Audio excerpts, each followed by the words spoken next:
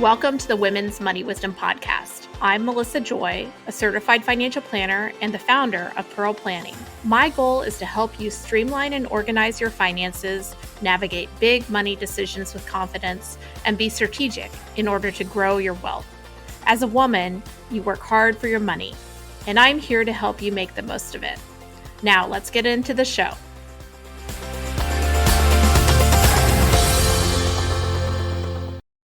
Welcome back to the Women's Money Wisdom Podcast. I can't think of a topic that is constantly changing as much as student loan payments when it comes to personal finance. And so today, because this topic is ever evolving, so complex, so many things to consider, so much future forecasting as well, which is very difficult to predict and very unpredictable. We're going to be talking about student loans with a personal finance expert who loves to dive deep into student loans.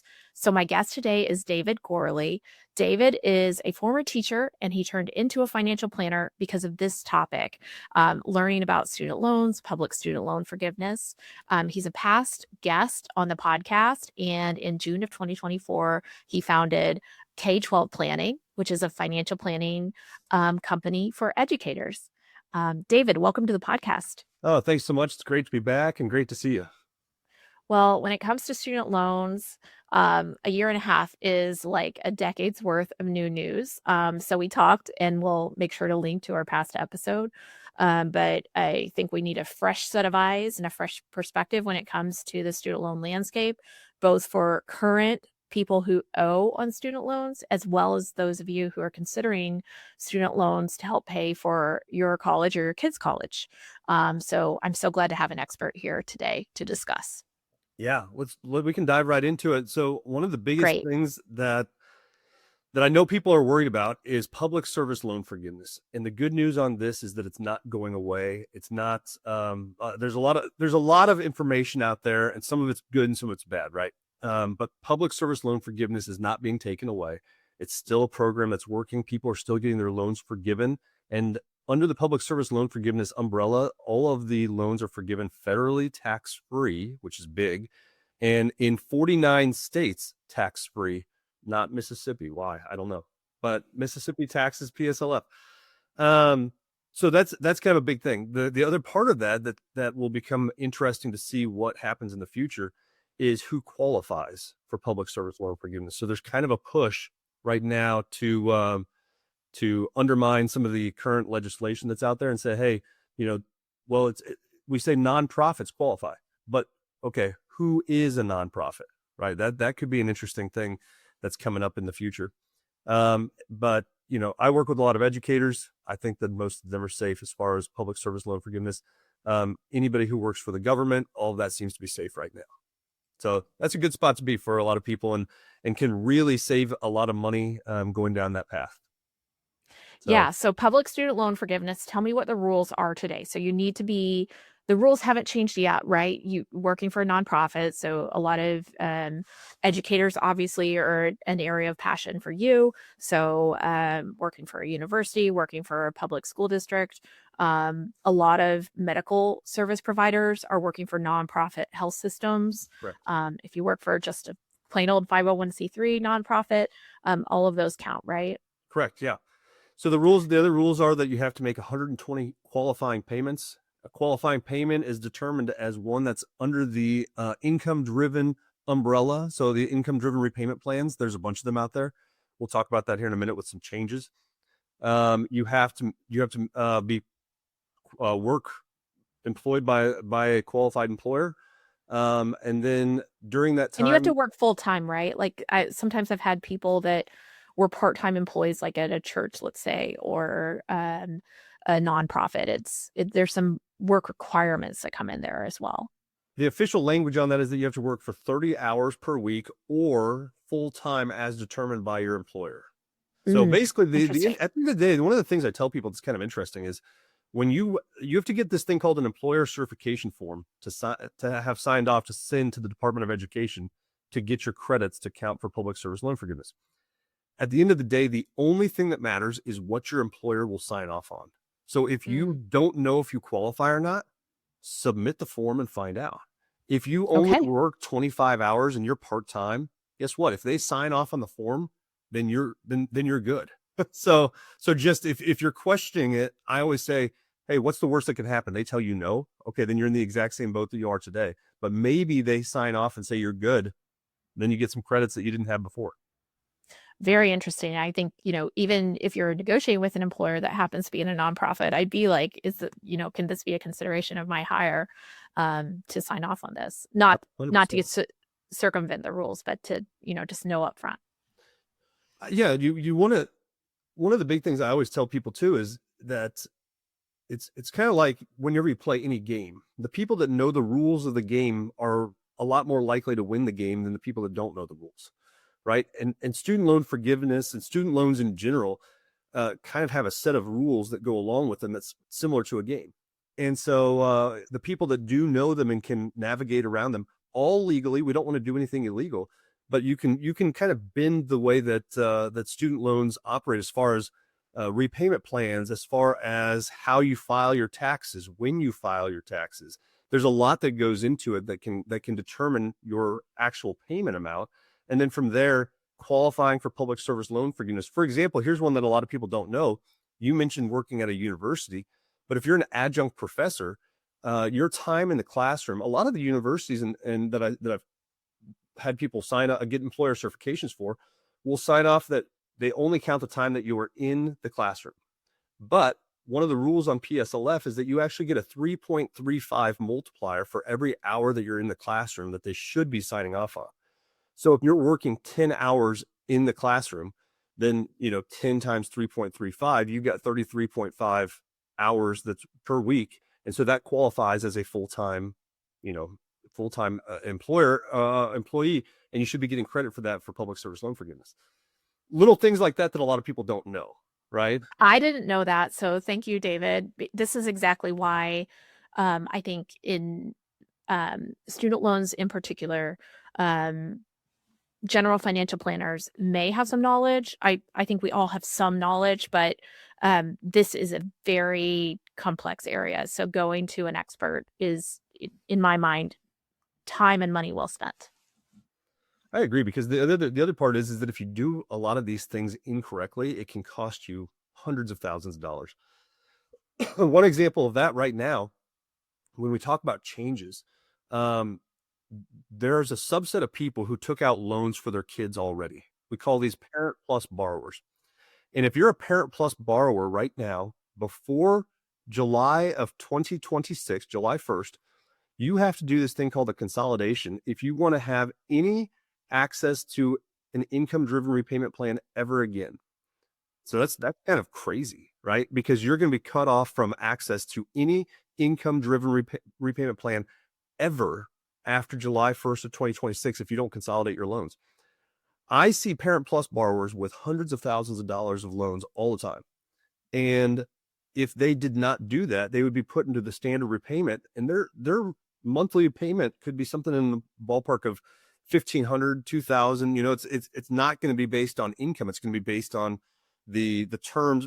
They might do like an extended repayment plan where they'll drag it out over time, but no forgiveness options would be available anymore. If you get those, So if sitting with your kid is a junior and you've been using Parent Plus loans, are you out of luck because they're not going to be that your loans aren't going to be done by the time the consolidation deadline hits? yeah. Yeah. So, they have to be in a position where you can work with the loans. And so if a kid's still in school, usually what will show on the file is an in-school deferment, basically. Like it'll say in-school status. And so, yeah, there's a really good chance that you wouldn't be able to get those loans to basically break them out and consolidate them. Okay. And that's a tough part, right? That's for people that are kind of on that bubble or still taking out loans right now. If you take out a loan after July 1st of 2026, then whether it's for yourself or if you're doing it as a parent, that has big ramifications on the repayment plans that are available to you moving forward. Because there's a new repayment plan that's coming out in July of 2026 called the Repayment Assistance Program, I believe. RAP is Wrap. what the Yeah. acronym is RAP. And if you take out a personal loan for yourself, after July of 2026, you will only be allowed to be in that wrap repayment plan. But if you stop taking out loans before that, then you have options to get into like IBR. And right now there's pay and ICR are still available as well, but those are going to be closed off by 2028, and they're all going to be consolidated down into IBR. Okay, so and IBR means that it matters how much you're making, and if you make less, your payments may be less. Correct, and RAP is the same way, honestly. So the RAP gets a bad rap, but that's kind of my joke. But RAP Dad jokes. It's got a lot of negative press, but it's actually still a pretty decent repayment plan. The IBR has an old version and a new version, and it's all based on if you took out loans before 2014 or after 2014. And so if you were on the old version of the IBR plan, RAP is a better deal. It's actually a better repayment plan for most everybody. If you were on the new version of IBR, then you don't want to be on RAP. The new version of IBR is better for most everybody. So it just kind of really depends on when you took out the loans. And so right now there's a lot of people that are in pay as you earn, and they will get consolidated into that new into the IBR plan. Well, pay was based on if you took out loans back in 2000, I think it was 2007 or 2008. Not sticking in my brain for some reason right now, but it was based on if you took out loans at that point in time. So there's a period between pay between 2007, 2008, and 2014 where you could be in this better repayment plan. But when you get automatically put into IBR, it's going to send you into the old IBR, which is going to increase your monthly payments, basically, is what's going to happen. And so at that point in time, it would be worth exploring, what does RAP look like for you? Okay, so that's one part of it.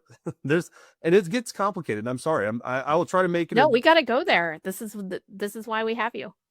I will try to make it as not complicated as possible, but the problem is that it's so unbelievably complicated. So, well, I'll just cut to the chase too. For clients that have student loans that have considerations for public student loan forgiveness or are in a place where we need some advice on kind of how to make the game plan to repay, David, and we will provide links in the show notes and mention it at the end, does this type of analysis for people. So there is a pathway. We're not going to solve all of your problems in this 30 minutes, but there is a pathway to getting more details personalized to you. Yeah. Couldn't have said that better. It's worth work. You don't have to necessarily work with me. There's a lot of people that do this work, but I would definitely find somebody that can help with it because it gets so complicated so quickly, right?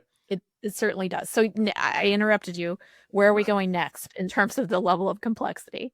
So the next part of it is when we talk about some changes that are coming up, if you're not going down the public service loan forgiveness path, there's another thing out there to still get forgiveness called the IDR forgiveness. It's the long-term forgiveness. And IDR forgiveness was kind of originally set up to be for people that were on the income-based repayment plan. And because of COVID, there was I can't remember the act that this fell under, but right now it's all federally tax-free, all of the long-term forgiveness through the end of December 2025. Starting in 2026, this will be taxable again, right? Taxable. And we're talking about people that have had loans for, is it 20 or 25 years? Yeah. 20 Depending. years. If you're on certain repayment plans, it's 20 years. If you're on other repayment plans, it's 25 years. Well, guess what? So pay in new IBR are 20 years. The old IBR is 25 years. Well, guess what? It gets more complicated. This is where I was mentioning that part.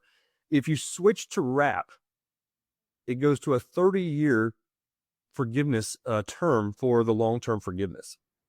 30 years. Does it start a new term or it just says everything in the past plus whatever equals 30?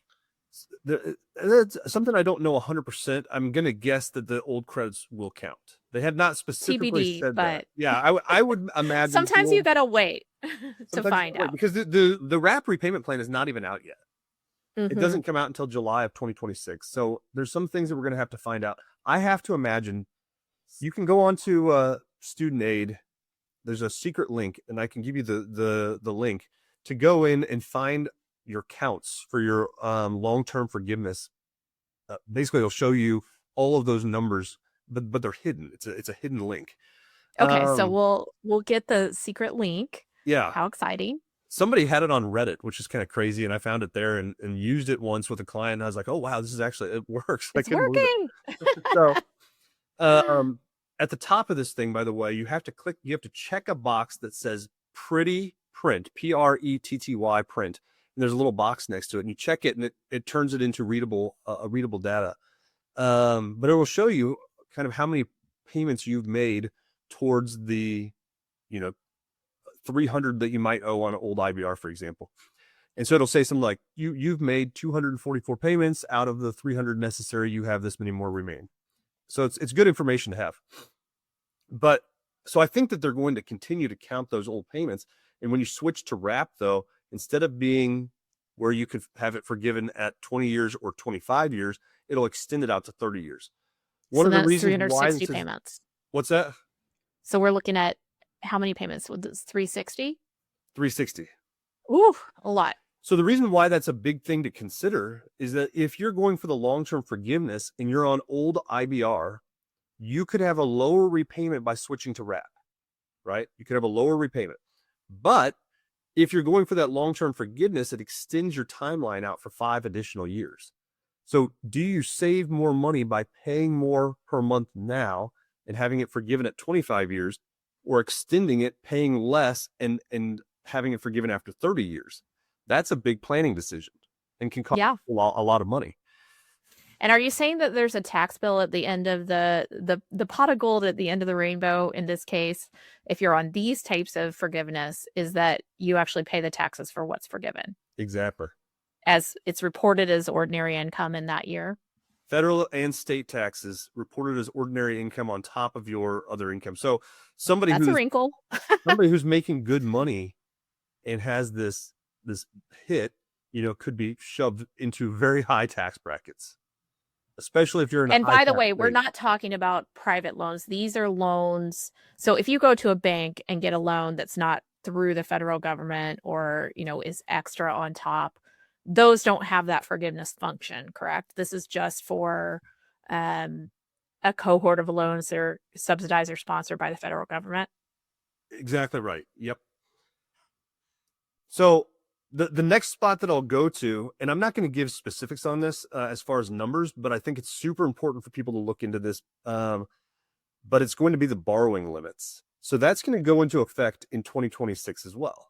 And that's a big change that's coming kind of down the line here. I'll talk about a couple of them, but because there's been a lot of news about one of the things. I actually wrote a weekly newsletter about this 2 weeks ago, but it's the status that was based on professional status versus non-professional status. I don't know if you've seen that. So for grad school, right? We're talking grad school and beyond. So teachers and nurses were considered non-professional status, which doesn't mean you're not a professional. You're still a professional, but you can't take out as much in student loans as somebody who's in, a doctor or somebody who's going into medicine. And there's a chart of all of them. I don't have that right in front of me of who qualifies, but essentially there's going to be some borrowing limits. And this is extremely important to note because if you go beyond the limits, then the options are basically going to be that you're going to have to either fund this yourself or take out private loans. Private loans are an absolute beast, right? And so you can actually, the person on the other side probably shouldn't do this, but you can have a cosigner on your private loans. And most people need to have a cosigner in order to bring the interest rate down, because I've seen interest rates in the 15 to 20% range on private. What a gut punch. That's awful. It's insane. And when you're, let's say 18 to 25 years old, if you're in the younger version of going to school, probably anybody, honestly, but I'm going to pick on these people especially. It's if you haven't had a real job or a full-time job, if you don't have daycare, childcare, mortgage, all of the things that life kind of tacks on to you at different stages, you might not realize what a monthly student loan payment that's, $2,000 will actually cost you when you get to that time. Yeah, And call it a rent check yeah, or a mortgage. A low mortgage payment, probably fleeting nowadays, but that is a ton of money. exactly. And I think that I was in the same boat. So that's why I'm saying I'm not necessarily picking on these people, but you don't understand what life looks like outside of, college at that point. And so I remember thinking, oh yeah, I can pay, $500 a month, no big deal. Well, guess what? When you actually get to our stages of life and beyond, $500 is hard to come up with sometimes, or it can be. And so, or 1,000 or 1,500, and that's on top of the federal student loan bill that you already owe too. So most of the time, people are taking out the federal side and then going to private. So, anyways, there's going to be some big, so there's going to have to be some big changes in the student loan A landscape. readjustment. A Like the readjustment. landscape is big time changing. There's not as much free money. Not free money. There's not as big of a bucket. And I mean, part of me is like good because, if you go to a parent that hasn't been able to save for college, which like not been able, maybe it's not a priority. And then you say, oh, well, this 40,000 that we would have expected you to write a check for, you can just borrow it instead. But parents are having kids older and older in terms of when they have their first child. And so this is bumping up against your retirement. And guess what? You do not get, in most cases, forgiveness for these loans, and you cannot borrow money to pay for retirement. Yeah. It's just not an option. So part of me is like, good. I don't want parents to have six-figure debt to put 3 or 4 kids through school. But the other part of me is like, well, then how the heck is it going to work? And I think you need a lot of flexibility and some careful considerations when it comes to how you plan to pay for school. I'm in the same boat. I think that a lot of times we as humans are very resourceful, right? And so if you've got your back against the wall and you say, hey, I can only take out up to, let's say, $100,000 maximum aggregate is kind of the non-professional graduate borrower. That's the maximum they can take out, $100,000.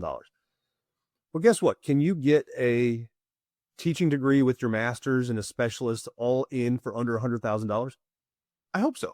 Maybe, and so you may have to get creative on where you go to school, where you're going to pick up additional credits, paying some out of pocket and some with loans. But I think it will overall help people to have some borrowing limits, because I've seen some extremely wild cases over the last couple of years where people have borrowed a lot of money and then get stuck with trying to figure out how we're going to pay this back. And it's in current system, it has been much easier to get in over your head for some types of borrowers, like grad students who are not going to transition to a super high paying job. So like the return on investment might be a little bit murkier, and especially parents borrowing to pay for school is just like, that's where they route you to. They're like, yeah, it's going to be great. You're going to borrow, 10, 20, 30, 50K. And then you're left with a huge bill when you think that, there may be multiple kids being considered multiple years, not everybody graduating in 4 years. And, when you aggregate those wild examples, it's 1.7 trillion of loans, second only to mortgages when it comes to our personal balance sheet. So, this is not just walking around money. This is like a big burden on U.S. households. 100%, 100%. So that's a big change coming up in 2026 is the borrowing limits. And I think it feels pretty abrupt though. So that's the curiosity, is like, well, how is this going to work? Or if, I think there's some kind of limits being imposed on Parent Plus loans as well, there right? are $20,000 per child per year with a maximum of $65,000 per dependent borrower, basically. So the thing is that you can still get in over your head really quickly with a couple of children, but it at least has some boundaries there. Yeah, I think I will mention, just because we're focusing on borrowing, statistics say that there are, it is a competitive environment for a lot of ideal students. If you're flexible on where you'll look for schools, you may be able to find better deals around where there's more grants or less cost, or less needing to borrow. So all is not lost. It is becoming more difficult to borrow, but for the families that aren't like, this is the only school, private school with not a lot of grants or bust for one particular program, then you've got to look at that other side of the equation, which is what is the net cost of one school versus another for the programs that you're interested in pursuing as part of the factor, if you don't have, just a giant bucket of 529 money kind of ready to spend. Yeah. The thing that I hope doesn't happen, and I think it will probably, there's going to be some long-term effects of this. This is kind of off topic, but I think it's going to impact who has access to certain degrees, number one. And I think it's going to impact how many people pursue those degrees. And so then it's like, at that point, it's going to come down to, are as many colleges going to continue to offer certain degrees? It may have there's going to be a trickle effect of this somewhere down the line, but overall it's just an important thing to know that's out there and kind of have on your radar. And to your point, a lot of this stems around, planning for retirement, planning for day-to-day, expenses. So there's a lot of things to consider.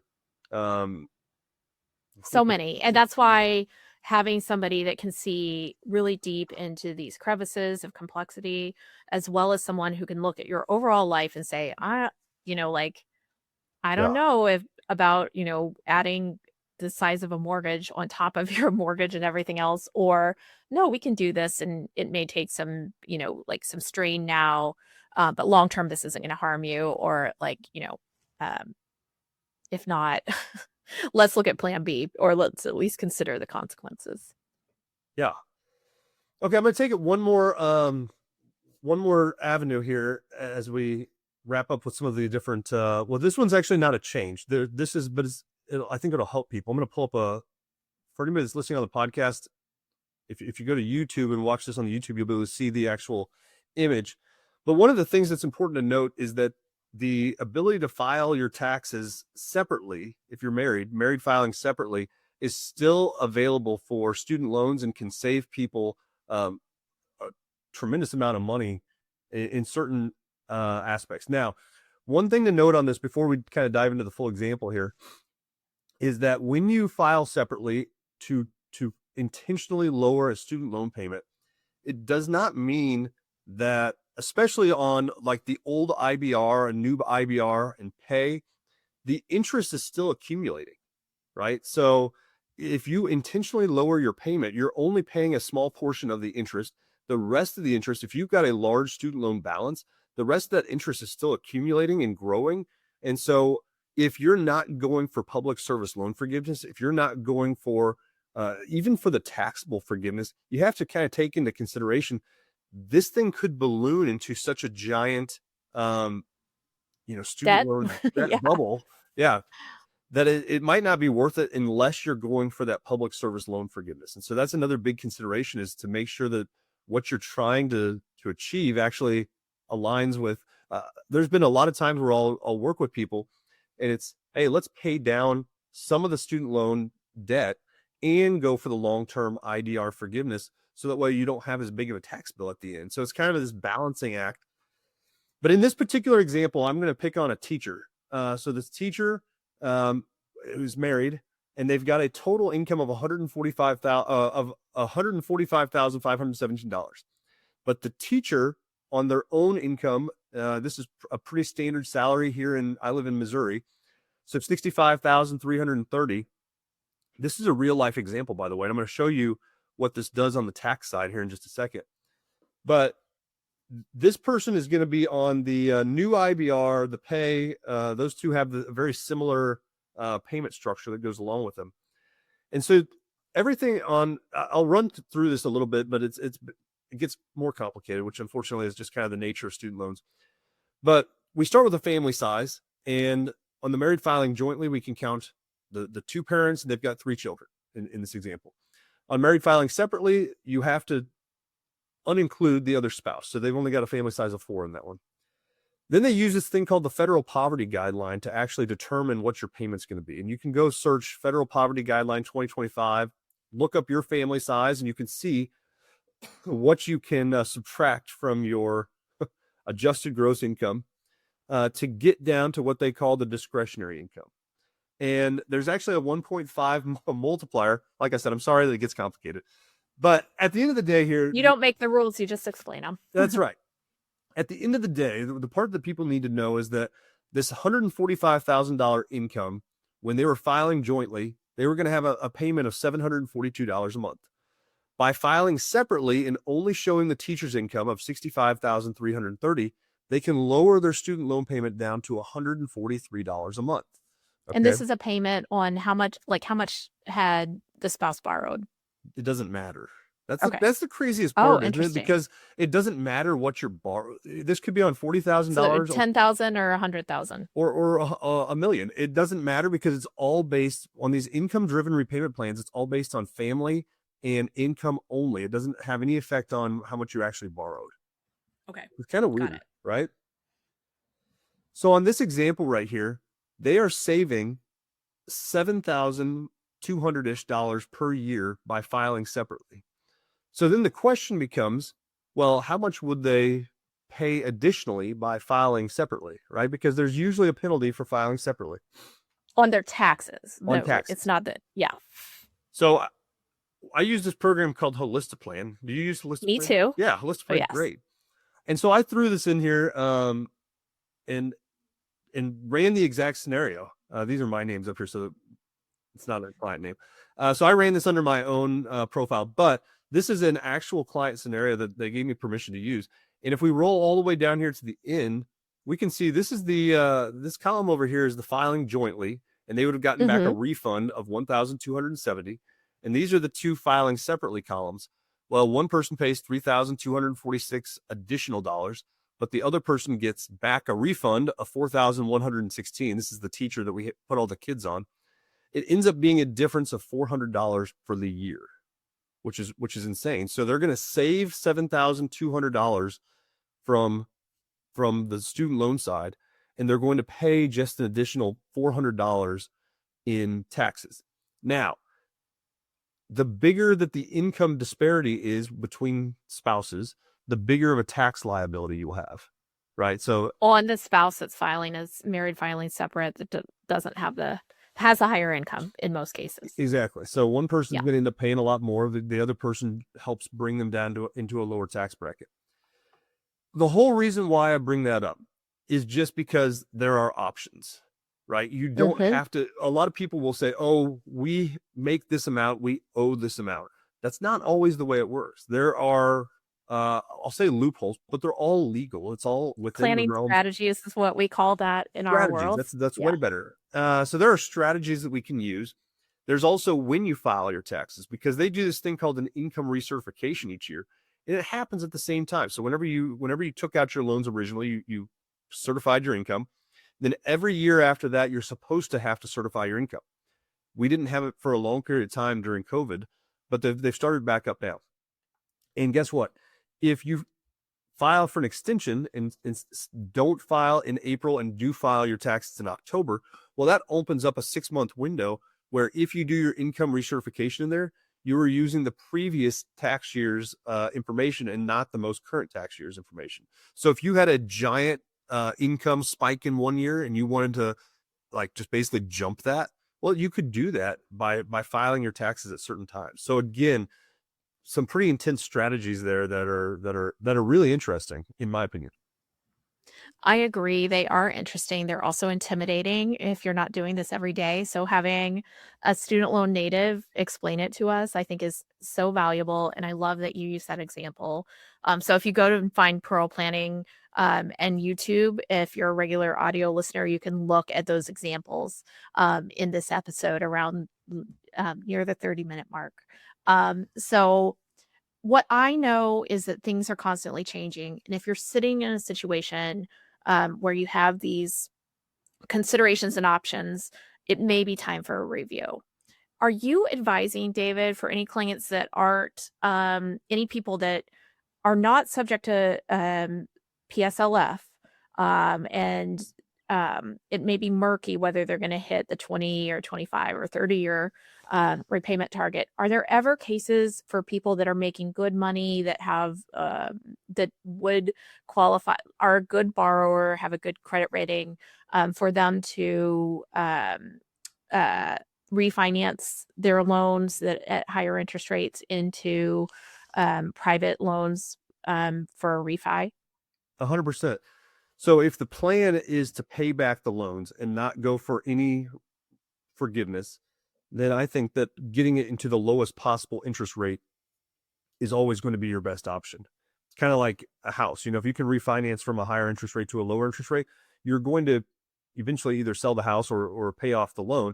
Kind of the same thing with the student loans. If you can, if you know that forgiveness is off the table, then which we don't know what future political regimes may bring to the table. Even a few years ago, it seemed more potentially realistic for a broader subset of people, but that's something that might be a personal, kind of prediction. It's very difficult to see the future when it comes to that.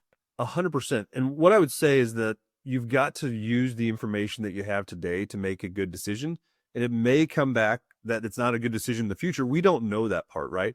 But if you're right now, there's some Parent Plus loans out there that were part of the 2023, 2024 cycle, I believe, or maybe 2024, 2025, but they were sitting above 9% interest rate.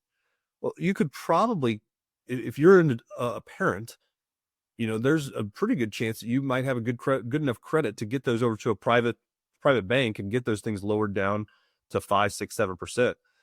I would look into doing that for sure, especially at 9%.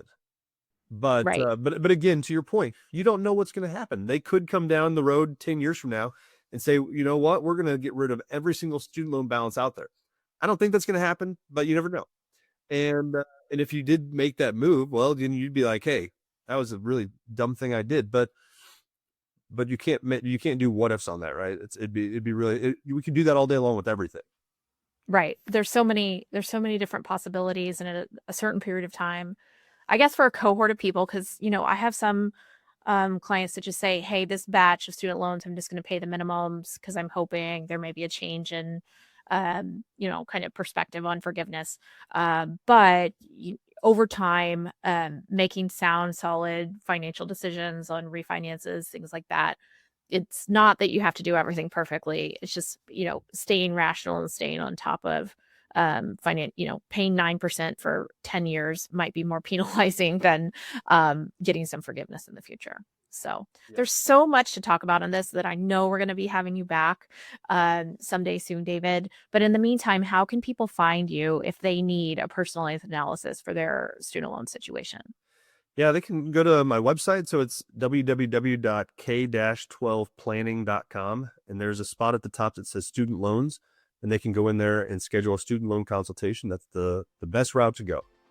Yep, it's really easy to schedule just right off the website. So, David, thank you so much for joining us. May the times remain interesting, as they always do, but I'm so glad to have, kind of a guide through this student loan morass. We appreciate you. Thank you so much. Glad to be here.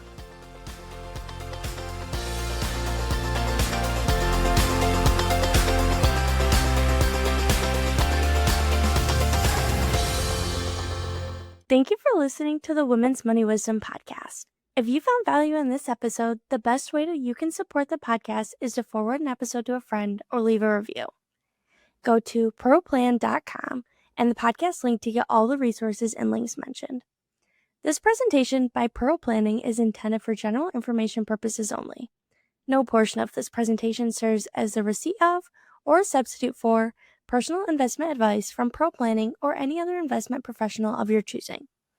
Copies of Pearl Planning's current written disclosure brochure and Form CRS discussing our advisory services and fees are available upon request or on our website platform at pearlplan.com. The information that we share is meant to educate and inspire, not serve as personalized financial advice. Everyone's situation is unique, so be sure to consult with your own financial professional for guidance that fits your life. And just so you know, the opinions shared in this podcast are Melissa's own and those of her guests. They don't necessarily represent any organizations with which Melissa is affiliated. For more important disclosures, please go to our webpage at pearlplan.com.